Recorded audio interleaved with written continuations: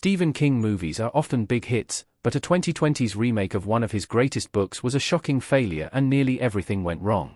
Only a few years after his debut novel arrived in 1974, Stephen King became a household name thanks to a blockbuster adaptation of Carrie. Hollywood quickly took notice of the wordsmith from Maine, and a myriad of movies and shows were adapted from King's abundant bibliography. Known for his simple but effective storylines and unique characters, the King of Horror earned that title through the sheer volume of his output in his 5-decade-long career. King has been around for so long that some of his books have been adapted and readapted on several occasions. King's best books still inspire filmmakers, and talented directors have been able to find new and interesting angles from his classic novels. However, not all of King's adaptations have been top-notch, and even excellent works have been butchered by utterly awful movies and TV shows. A recent Stephen King remake seemed like an easy win, but the finished product not only missed the mark when adapting the book, but failed to even deliver a decent film. The 2024 Salem's Lot remake was plagued by production issues. Warner Brothers undercut the remake at every turn. A modern remake of Salem's Lot seemed like a no-brainer, and the sweeping vampire novel is certainly one of King's best books. Though it was adapted into an excellent TV movie in 1979, and a less-than-stellar 2004 miniseries, there was still a lot left to be gained from a new version of the creepy novel. However, the movie got off to a bad start, and it never really recovered.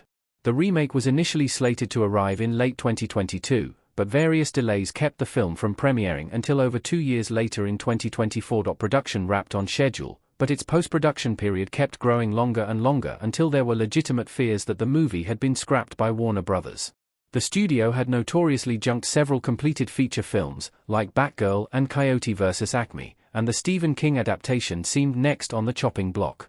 Eventually, the author himself got in on the conversation, and a series of social media posts may have spurred Warner Brothers to begin acting on the long-gestating project.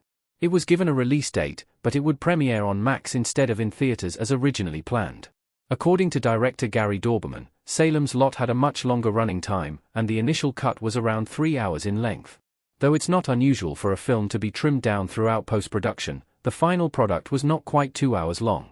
This means that a considerable amount of the story was cut, and it can be seen in the film. It's unclear how much was a creative decision, but it can be assumed that some of the changes were studio-mandated. Stephen King's original novel is a sprawling story, and that makes a movie an unwieldy proposition.